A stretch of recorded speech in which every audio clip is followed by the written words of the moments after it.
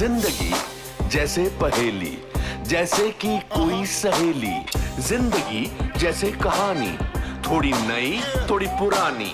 कभी चाबुक, कभी चॉकलेट, कभी रौनक, कभी धक्कम पेल। ये भी हो सकता है, वो भी हो सकता है, बट ऑलवेज रिमेंबर, लाइफ में कुछ भी हो सकता है।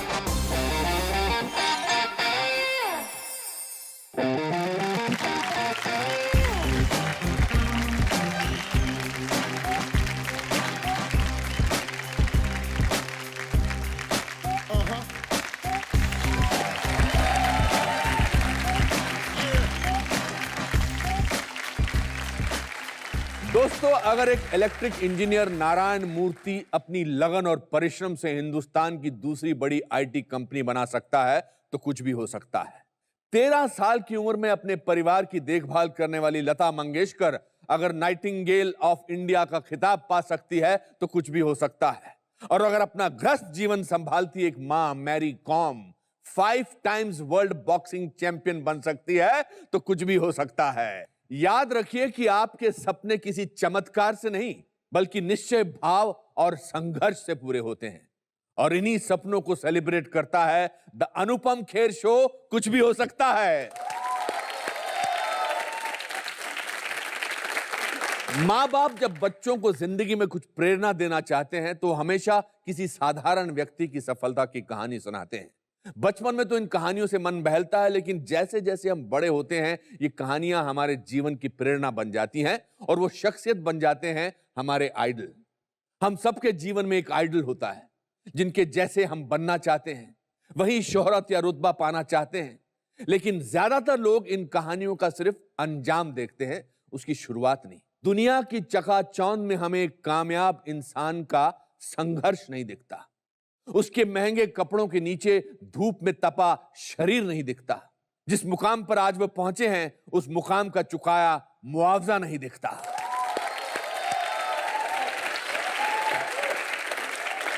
दोस्तों, मेरे पिताजी ज्यादा पढ़े लिखे नहीं थे और ना ही वो अमीर थे, लेकिन अगर कोई मुझसे पूछे कि मेरे जीवन में सबसे प्रभावशाली व्यक्ति कौन है तो मैं अपने पिताजी का नाम लूंगा, क्योंकि मैंने उनके जीवन के संघर्ष से प्रेरणा ली है।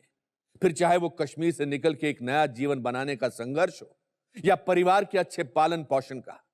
जब मैं फिल्म जगत में अपनी पहचान ढूंढ रहा था तब उनका संघर्ष मेरा आदर्श बना।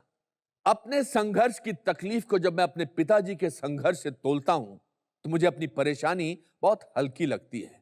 अगर अपनों का संघर्ष ढाल बन के आपको सफलता दिला सकता है तो याद रखिए, लाइफ में कुछ भी हो सकता है। दोस्तों, आज जो मेरे मित्र यहां आए हैं उनकी कामयाबी बेमिसाल है, लेकिन इस कामयाबी के पीछे का संघर्ष भी अद्भुत है। भारत के कुछ खास रत्नों में इनका नाम भी शामिल है। अगर क्रिकेट एक रणभूमि है तो ये उसके सबसे शक्तिशाली योद्धा हैं। अपनी प्रतिभा से पूरी दुनिया को अपना प्रशंसक बनाने वाले, प्लीज वेलकम युवराज सिंह।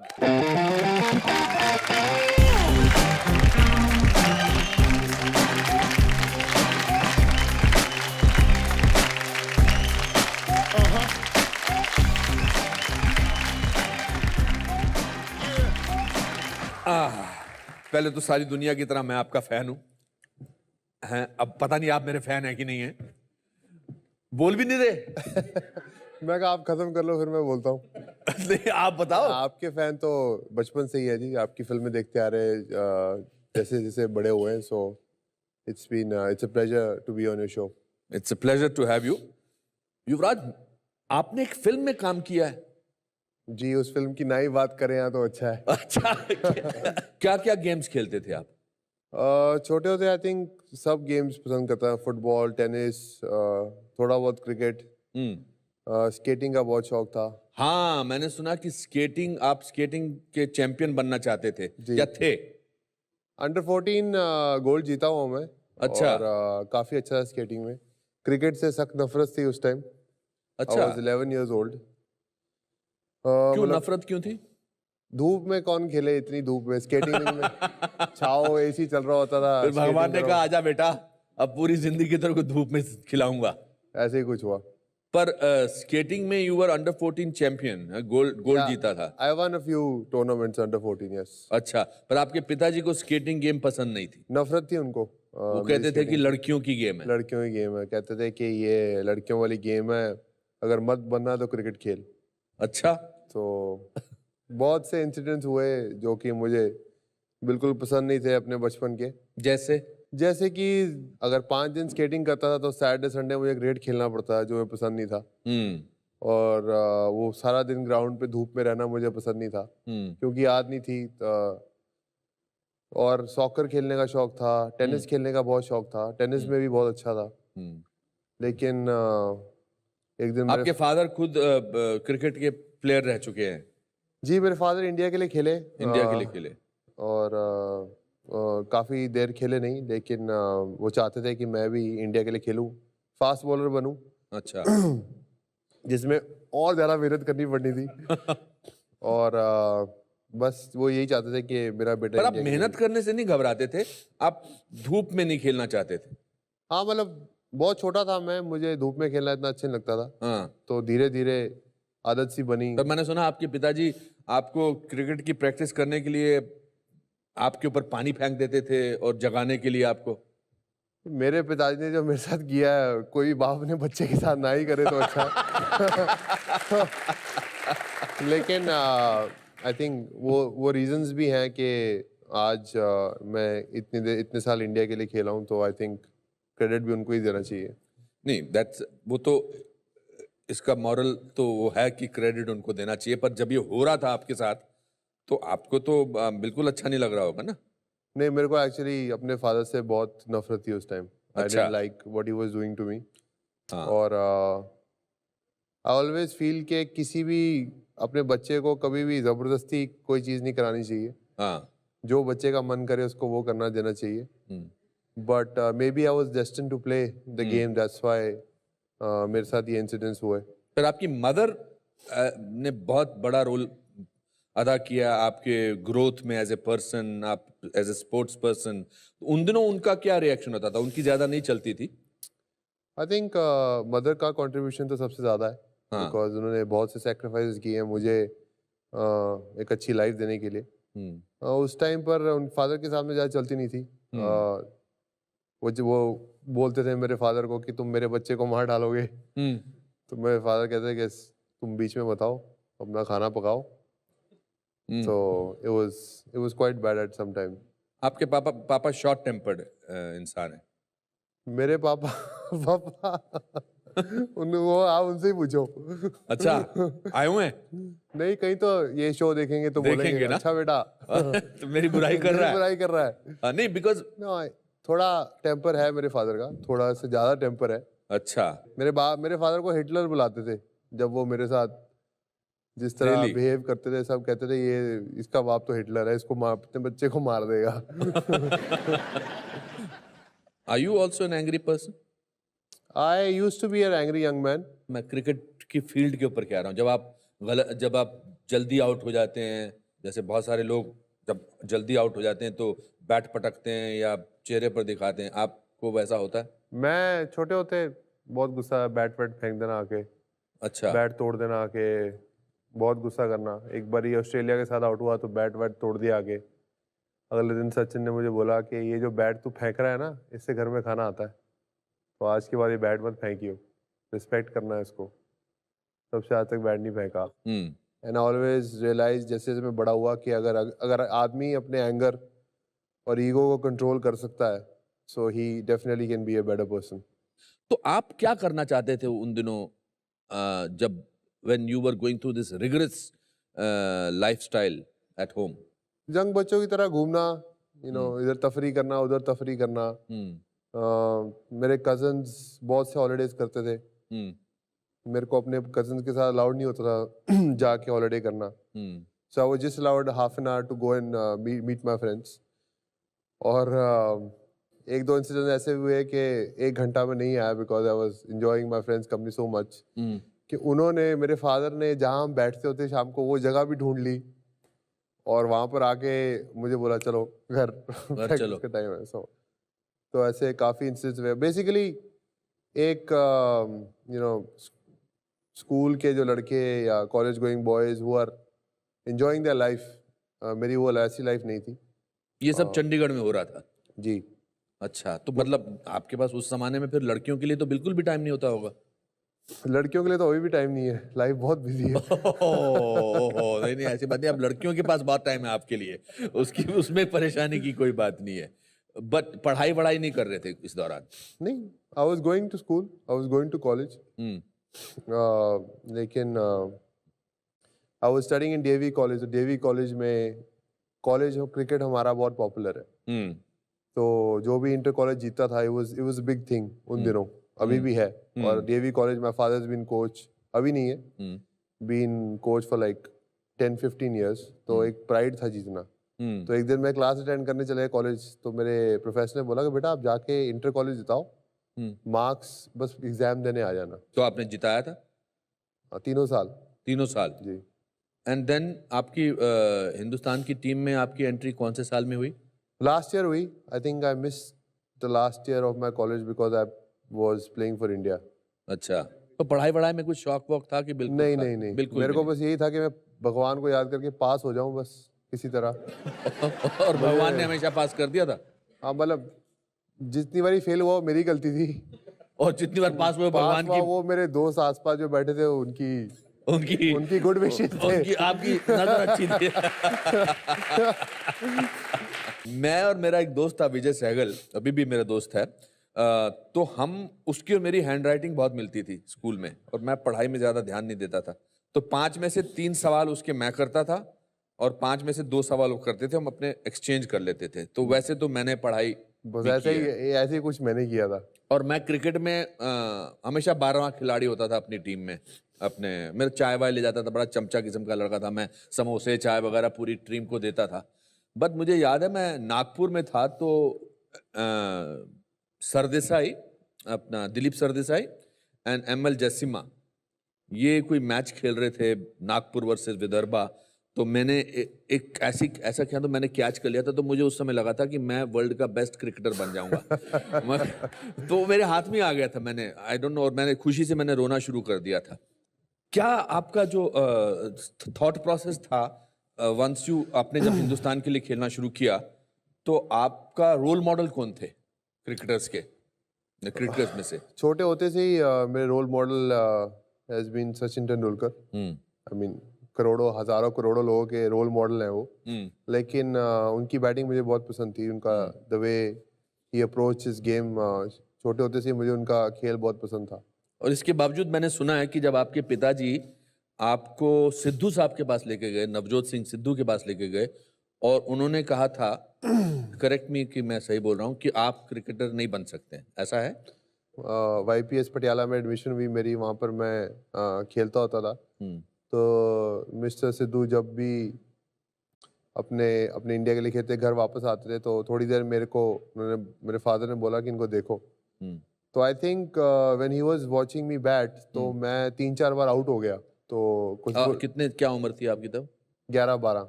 हाँ। Not about that time.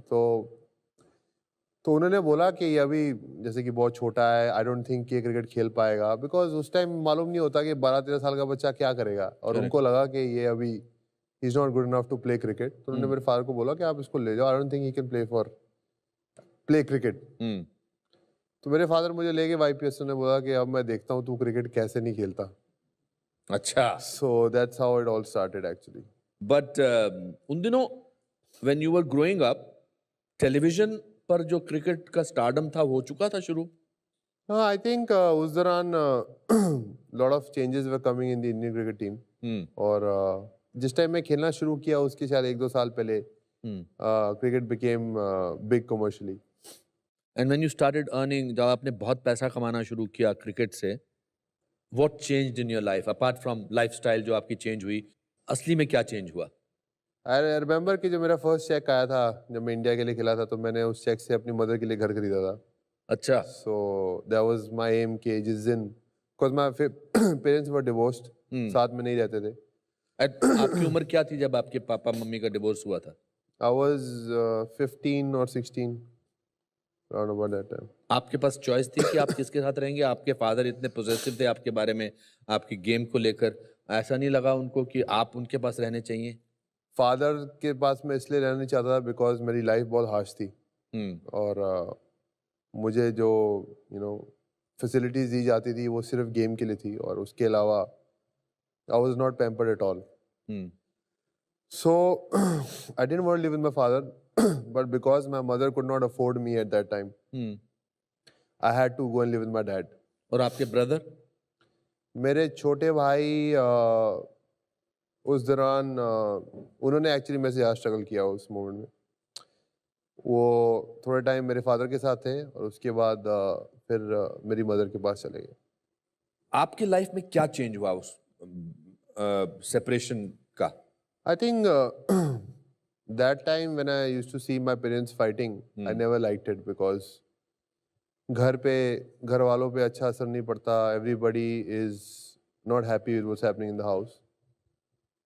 और उस टाइम फिर मैं सोचा कि यार मैं कभी शादी नहीं करने वाला. और जैसे कि मैंने बोला मेरे से ज़्यादा younger one was suffering because he was really young. He was like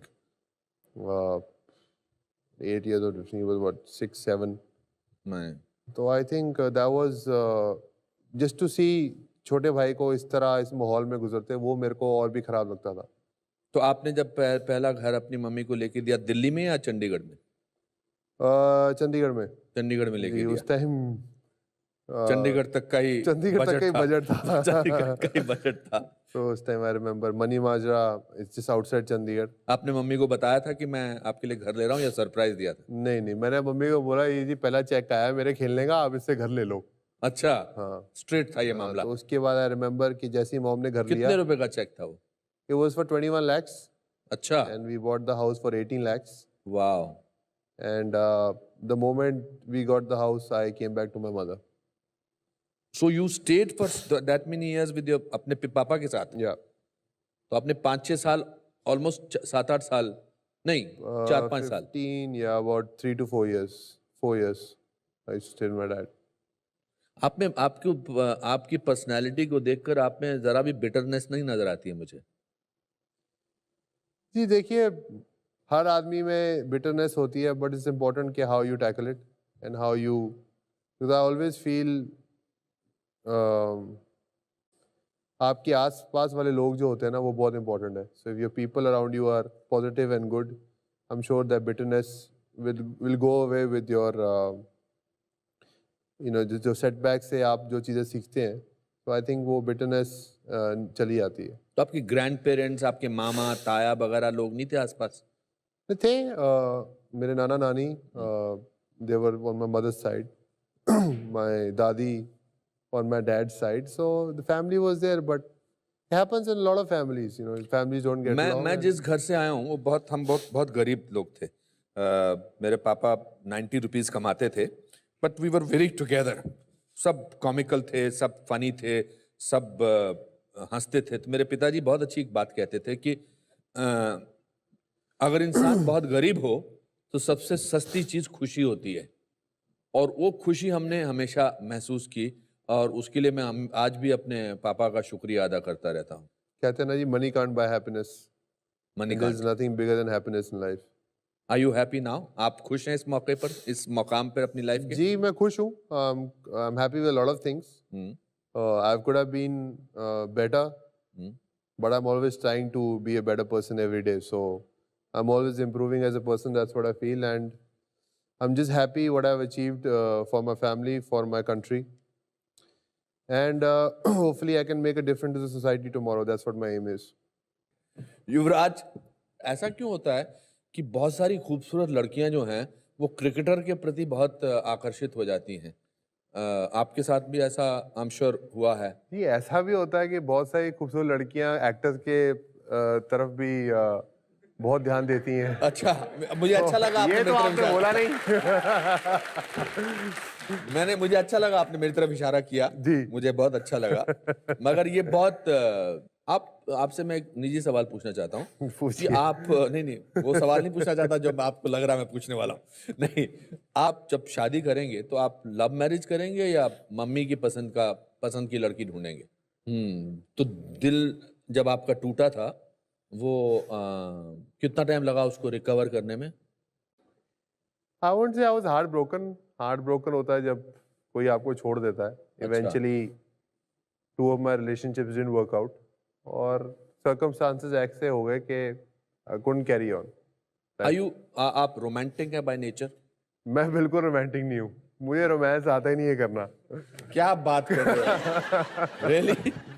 I am very practical and open and I don't know how to तो आप डू रोमांस। तो अगर जब आपको किसी से मोहब्बत होती है या कोई रिश्ता बनता है तो आप आई लव यू आसानी से बोल देते हैं? बहुत मुश्किल होता है क्योंकि अच्छा? मेरी एक गर्लफ्रेंड थी, उसने मुझे बोला कि तूने मुझे 8 से 10 बारी दिन में आई लव यू बोलना होगा। अच्छा। हाँ, तो मुझे लिख के रखना पड़ता है अपने फोन पे मुझे कितने बजे आई लव यू उसको बोलना है।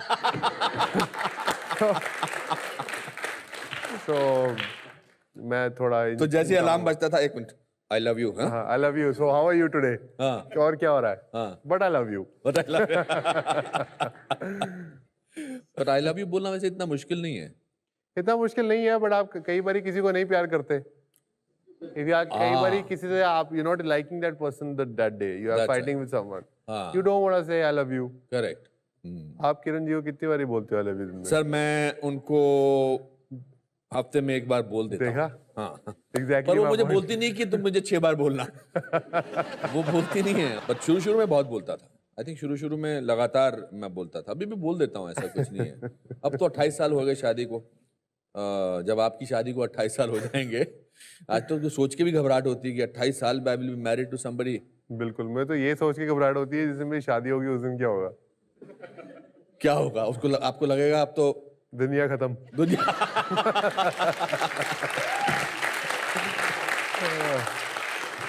और फिर 2011 के वर्ल्ड क्रिकेट टूर्नामेंट में एक दिन आपको लगा कि आपकी जिंदगी पलट गई। एक्चुअली सिम्टम्स पहले से थे, 1 महीना पहले से। क्या सिम्टम्स थे आपको? मैं साउथ अफ्रीका में खेला था, जोहानिसबर्ग में हमारा मैच था। तो मैच से रात को मैं 3 बजे मेरी जाग खुल गई, मुझे खांसी आई बहुत जोर से। और मैं गया और मैंने थूका, स्पिट किया, तो थोड़ा पर्पल रंग का थोड़ा क्लॉट्स आया। तो मुझे लगा शायद कई बारी कोई चीज़ फंस जाती है खाने वाले से, कुछ चीज़ बना रहे, तो मैंने देखा और वापस आके मैं सो गया। मैच के टाइम मुझे याद है मैं खेल रहा था और मैंने 2 रन भागे, तो I was struggling to recover from my second run. सांस नहीं आ रही थी। 2 रन और भागे, उसके बाद तो बिल्कुल सांस नहीं आई। सो लेफ्ट साइड पे I was feeling out of breath कि there is something wrong on the left side, I am not able to breathe properly.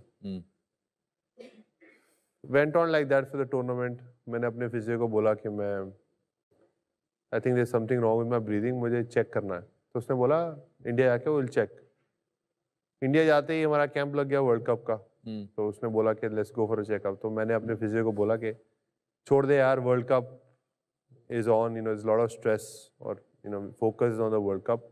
फिर उसके बाद फिर आपने कब करवाया चेकअप? ऑब्वियसली सिम्टम्स खराब होते गए और आप खेलते चले गए? मैं खेलता चला गया। पर आपने किसी को अपार्ट फ्रॉम मैनेजर या फिजियो आपने घर में नहीं बताया? अपने मम्मी को नहीं बताया? नहीं। मेरी माँ को तो मैं बोलूँ कि मेरा नाखून कट गया है तो मेरी माँ बैंडेड लेके यहाँ पहुँच जाएगी। अच्छा। तो मैं अपनी मदर को वैसे ही कुछ नहीं बताता। तो बस खेलता गया, सिम्टम्स खराब होते गए। उसके बाद वर्ल्ड कप जीतने के बाद एकदम आईपीएल शुरू हो गई। And you were declared the man of the series? Yes I was. हाँ। So I was in quite a bad condition. फिर आपने चेकअप करवाया? नहीं, फिर आईपीएल स्टार्ट हो गया, फिर आईपीएल खेलता रहा। तो मेरी कंडीशन इतनी वर्स हो गई थी बिकॉज मैं हर 1 सेकंड के बाद खांसना चालू कर दिया था मैंने। और तो फिर मेरे 1-2 दोस्तों ने बोला कि यार तू इतना खांस रहा है, तू अपना चेकअप तो करा ले कुछ। So I went to the clinic. मेरे स्टमक के थोड़े टेस्ट हुए। कहाँ पे? दिल्ली में। दिल्ली में, हाँ। तो दे वर एब्सोल्युटली नॉर्मल। तो मैंने कहा I think I am okay, I will just go. तो डॉक्टर ने बोला एक let's do an X-ray of your chest because you coughing so much. So I did an X-ray के बाद आई थिंक मैं उस क्लिनिक में गया था अभी हाल ही में 4-5 महीने पहले, जहाँ आपने एक्सरे कराया था। तो मुझे उन्होंने बताया था कि युवराज यहाँ आए थे जी क्लिनिक में एक्सरे कराने। हाँ। तो एक्सरे कराया, एक्सरे करा के मैंने अपनी चेन वेन वापस डाली। मेरा डॉक्टर ने बोला आप रुकिए 1 मिनट। तो उसके बाद he took me to a room. He said I want to show you x-ray, something wrong. I said what's wrong? I was just, मुझे मालूम है हाँ। कि मेरे साथ कोई गड़बड़ है, अच्छा। कोई बहुत बड़ी गड़बड़ है, हाँ। But I am just ignoring it. I just choose to ignore it. हाँ। और ये आपको एहसास बहुत पिछले दिनों से हो रहा था? हो रहा था मुझे अच्छा। कि सॉलिड गड़बड़ है, अच्छा। But I knew that I had cancer. हाँ। So I went to the room, I saw the X-ray. I couldn't see my left lung. My God. My left lung के ऊपर इतना 14 सेंटीमीटर का एक ट्यूमर था, maybe 12 centimeters that time. So and my lung was uprooted, ऊपर चली गई थी लेफ्ट वाली, और उसका थोड़ा सा पोर्शन दिख रहा था, कुछ नहीं दिख रहा था। So डॉक्टर ने बोला this is something really serious. My mother was at the clinic, so I had to tell her. और फिर डॉक्टर ने आपको बताया कि इट्स मैलिग्नेंट? डॉक्टर ने मुझे बोला कि malignant है। हाँ। सेकेंड रिपोर्ट में आया कि शायद malignant नहीं भी हो सकता, तो you have to go for further tests. तो जैसे ही मेरे को सुनने में आया कि ये malignant नहीं भी हो सकता, तो मैंने फिर खेलना चालू कर दिया। I start ignoring my health again. आप उस दौरान इस बीमारी से भागने की कोशिश कर रहे थे? जी। हाँ। I couldn't accept that a sportsman like me, जो रोज ट्रेनिंग करता है, अच्छा खाता पीता, अच्छा लाइफस्टाइल है, उसको ये चीज़ कैसे हो सकती है? मैंने कहा कोई बीमारी होगी, कोई दवाइयाँ खा रहा हूँ, ठीक हो जाएगी। इम्यूनिटी बहुत डाउन हो गई थी। I just kept ignoring it for a while, kept playing it, but I was getting worse and worse. मेरे भाई को कैंसर था ऑफ द ब्लैडर, और मुझे याद है कि मैं लंदन में शूटिंग कर रहा था एक फिल्म की, और I am very close to my brother. तो उन्होंने मुझे फ़ोन करके बोला कि यार मैं वो कराने गया था अपना टेस्ट वगैरह, तो कुछ एक बड़ा सा कुछ निकला है, तो मुझे लग रहा है कि वो गड़बड़ है। And then he told me कि मुझे कैंसर है, वो इट्स कैंसरस। तो मैं इतना स्ट्रेस हो गया था कि मैं 4 दिन तक मेरी गर्दन ऐसी हो गई थी, और मैं शूटिंग नहीं कर पाया था बिकॉज ऑफ द स्ट्रेस। और फिर मुझे याद है जब मैं लीलावती हॉस्पिटल में वो ऑपरेशन के लिए जा रहे थे, his urinary bladder was to be removed, और वो लिफ्ट में जा रहे थे ऑन ए स्ट्रेचर, और मैं खड़ा था एंड बहुत ब्रेव होने की कोशिश कर रहा था, तो उसने मुस्कुराते हुए मुझे ऐसे किया था, and that was the most horrifying visual for me, that while वो जा रहे हैं ऑपरेशन थिएटर में और वो मुझे ऐसा कर रहा है कि डर मत, सब ठीक हो जाएगा। तो बीमारी का तो एहसास अकेलेपन का होता है, तो आपको तो अजीब सी पूरी दुनिया। It was hard to accept कि what's happened, and obviously my mother की state काफी खराब थी because she was crying and she didn't know what to do and I didn't know what to do. So I was consoling my mother कि don't worry, you know, hopefully सब ठीक हो जाएगा। and हमारे गुरुजी उन्होंने हमें बोला that you know you should go and get your treatment to America. With his guidance, you know, then we decided to go to America for my treatment because I wanted to be away from, you know, all the distractions, Media and other things. So it was a very difficult step because पहले 2-3 महीने तो मैं ignore करता रहा कि मेरे को नहीं जाना, मैं ठीक हूँ। But then one day I sat down and I said that I have to accept that I do have cancer and that's what the report says. Doctor, कितनी बार डॉक्टर बोला कि डॉक्टर तेरे को कुछ नहीं पता। So how many times are you not going to accept it? So I had to accept it, and it was hard truth of life that maybe, you know, my life is going to come to an end, or maybe my cricket is over. My first thought was that my game's over. My second thought, who's going to take care of my mom? And third is obviously, I'm not really sure whether I'm able to save my life or not because 14 centimeter was a really big tumor. That means it has gone past the, you know, second or the third stage, which I didn't know. और फिर आपने कितने महीने गुजारे hospital में? I was there for 3 months. वहाँ पर सब हॉस्पिटल वालों को पता था that you playing for India and all those things. हाँ जी, धीरे धीरे उनको मालूम पड़ गया because हमारे डॉक्टर थे लॉरेंस आयनहॉर्न, उन्होंने लांस आर्मस्ट्रॉन्ग का भी ट्रीटमेंट किया था. अच्छा. So he is the best. He is a pioneer in chest cancer. So that's why I wanted to go to the best place. और फिर एक दिन न्यूज आई कि आप ठीक हो गए. You are one of the survivors of cancer. Actually, when he did my testing and all, जाके Dr. Anhorn told me that everything is good. You're gonna walk out as a man who never had cancer. और वो एक जो feeling थी ना, वो बहुत positive message था. It was good for the family, for my mom, everybody to hear. He said, but you're gonna have a lot of complications. You just gotta be strong. लोगों का एटीट्यूड आपके प्रति बदला जिस दौरान जैसे उनको पता लगा कि आप सबका बदल गया attitude. सबका बदल गया. सब जो लोग मुझे बोलते थे कि ये सीरियस नहीं है या ये whatever criticism or allegations, so people understood that it was important for me was play for country and not my life. अच्छा. और उन 3 महीने में आप में क्या बदलाव आया? बदलाव, I think became a stronger person because इतने heavy medication से जा रहा था तो it was important to be positive and positivity I got from my fellow Indians जो लोग मेरे लिए pray कर रहे थे और चाहते थे कि मैं ठीक हो जाऊं. So there was a lot of love from India. पूरा हिंदुस्तान आपके लिए प्रे कर रहा था. आपको लगा कि आप ठीक होने के बाद वापस खेल पाओगे? जी मेरे को लगा. आपके अंदर डाउट की फीलिंग आई कि नहीं? डाउट था कि पता नहीं मैं कैसे खेलूंगा आगे, लेकिन I think the doctors were very positive over there. They said कि you can go back and play. You have to train very hard. आपको 1.5 से 2 साल लगेंगे पूरी बॉडी को रिकवर होने के लिए. और but I was confident after 6 months of training very hard कि मैं दोबारा आगे खेल सकता हूँ. तो आगे इतना अच्छा नहीं खेला मैं, थोड़ा स्ट्रगल किया मैंने, but it's taken a while for my body to get back. तो आपको लगता है कि लाइफ में कुछ भी हो सकता है? लाइफ में तो कुछ मेरे से बड़ा एक्सपीरियंस आई मीन काफियों को हुआ होगा, लेकिन लाइफ में डेफिनेटली कुछ भी हो सकता है. कुछ भी हो सकता है.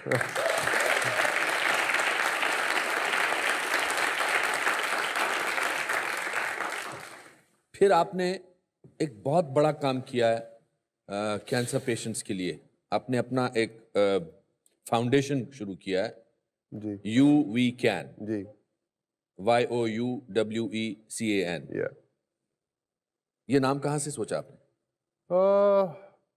वहीं पर जब मैं ट्रीटमेंट हो रहा था मुझे था कि मैं लांस आर्मस्ट्रॉन्ग की किताब पढ़ी, उन्होंने जो लिव स्ट्रॉन्ग शुरू किया फंड, मैं चाहता था कि उसी की बेसिस पे जाके मैं कुछ करूं because I felt the pen.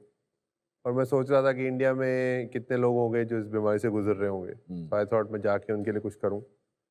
So I think We Can was that we together can fight this. That was the whole point. पिछले 2 साल में हमने पूरे इंडिया में 1,25,000 डिटेक्शंस की हैं We Can के द्वारा. अच्छा. जस्ट ये कोशिश करते हैं कि लोगों में अवेयरनेस बढ़े, लोग अपने आगे टेस्ट कराएं और उनकी जान बचे. So I think that's the initiative We Can is taking.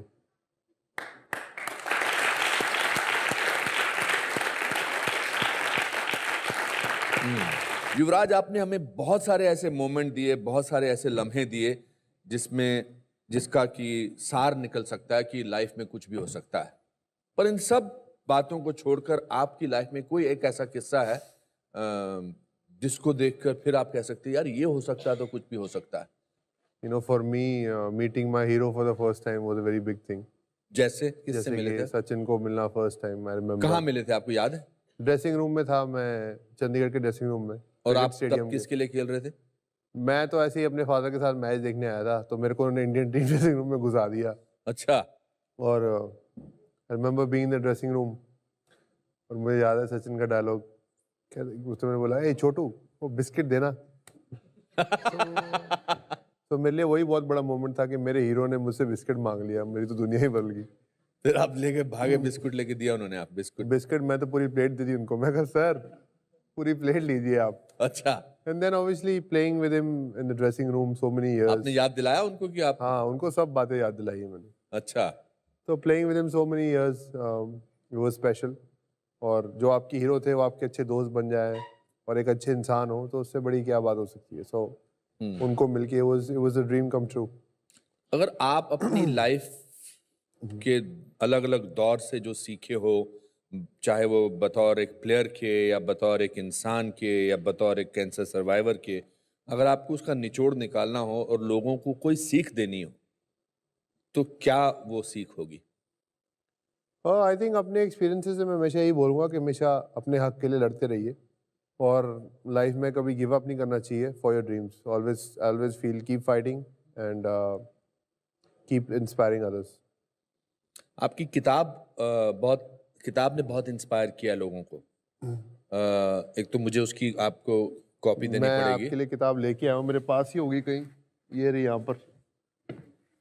I've already signed it for you अरे वाह, over here. So thank you. I hope you enjoy it. Thank you. Thank you. The test of my life, ये title किसने सोचा था? ये I think मेरा ही title था कि लाइफ में सबसे बड़ी सीख थी मेरी, सबसे बड़ी जर्नी, सबसे बड़ा टेस्ट मेरी लाइफ का. होपफुली और कुछ ना है. कुछ नहीं आएगा.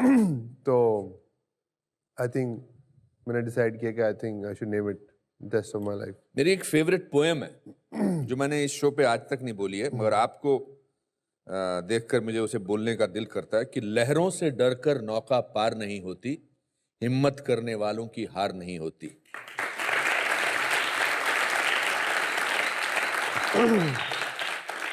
नन्ही चींटी जब दाना लेकर चलती है, चढ़ती दीवारों पर 100 बार फिसलती है. मन का विश्वास रगों में साहस भरता है, चढ़कर गिरना गिरकर चढ़ना ना करता है. आखिर उसकी मेहनत बेकार नहीं होती, हिम्मत करने वालों की हार नहीं होती. आउटस्टैंडिंग. दोस्तों, मुझे सरप्राइज देना बहुत अच्छा लगता है और मैं यहां बैठी और स्टूडियो ऑडियंस को भी सरप्राइज देना चाहता हूं. आप में से किसी एक इंसान का मैं नाम लूंगा और उन्हें मौका मिलेगा स्टेज पर आकर युवराज और मुझसे बातें करने का. तो देखते हैं आज कौन है वो लकी इंसान. तो युवराज, इसमें हमने सारे जितने भी लोग बैठे हैं उनके नाम डाले हुए हैं. आप किसी एक का नाम निकाल दें और वो हम उन्हें यहां बुलाते हैं.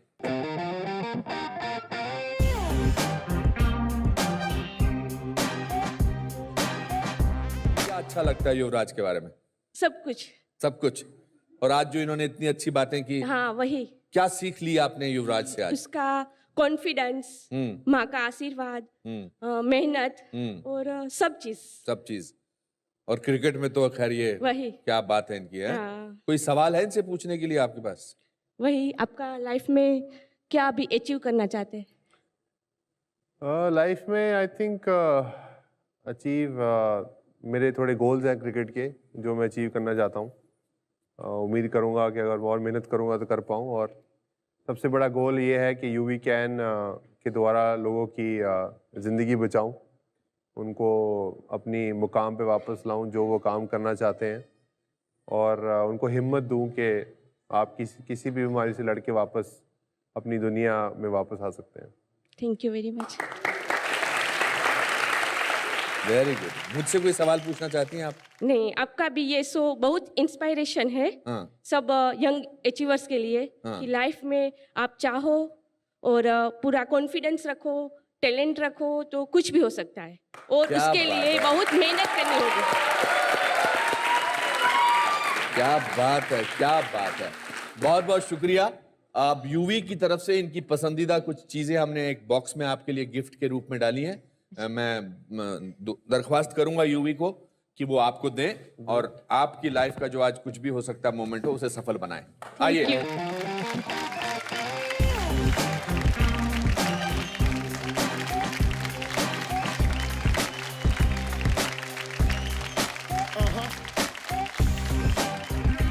ये बैट आप किसको देंगी? आप तो खेलती नहीं होंगी. मेरा लड़का है ना. अच्छा. 12 इयर्स का, वो आया हुआ इधर. बोले ना, वो मुझे बोल रहा था क्रिकेट के बारे में कि मम्मी मैं तुझे बताऊंगा, तुम ये पूछना. आजा बेटा, ये बैट मानव इसका नाम है. हाँ, बैट वो बहुत खेलता है क्रिकेट. ये इनकी बेटी है. तो आपके हाथ से बैट मनन को दे देते हैं. मनन नाम भी लिख देता हूँ मैं. हाँ.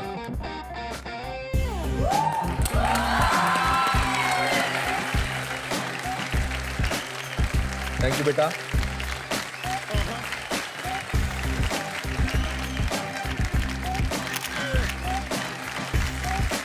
Fantastic. Thank you so thank you much. जी, थैंक यू। युवराज, आपके घर में बहुत सारी ट्रॉफीज हैं। आपने 6 छक्के मारे एक ओवर में और भी बहुत सारे कमाल आपने दिखाए हैं, मगर हमने अपनी टीम की तरफ से अपने जज्बात इस स्क्रोल पे डालें, वो मैं आपको पढ़ के सुनाना चाहता हूं और फिर उसे पेश करना चाहता हूं। और मुझे पूरी उम्मीद है कि आप इस स्क्रोल को अपने घर में एक इज्जत का स्थान देंगे।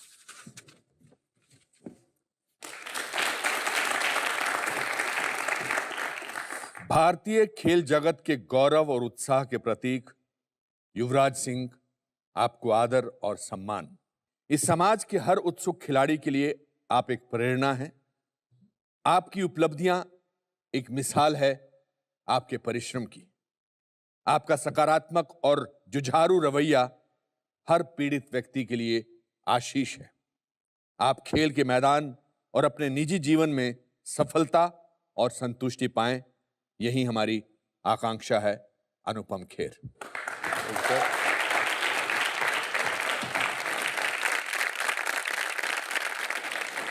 Thank you very much. Thank you. दोस्तों, आज का शो बहुत यादगार है क्योंकि हम पहली बार युवराज सिंह द क्रिकेटर नहीं, हमारे और आपकी तरह एक आम व्यक्ति से मिले। इन्होंने हमें अपने उस जीवन से रूबरू कराया जो शायद क्रिकेट की मुश्किल पर ग्लैमरस दुनिया में कहीं खो गया था। मैं उम्मीद करता हूं कि आपको इनसे मिलकर प्रेरणा मिली होगी। और एक खास अपील उन सब लोगों से जो कैंसर से लड़ रहे हैं, कभी हार मत मानना दोस्तों, हम आपके साथ हैं और पॉजिटिव रहिए क्योंकि लाइफ में कुछ भी हो सकता है।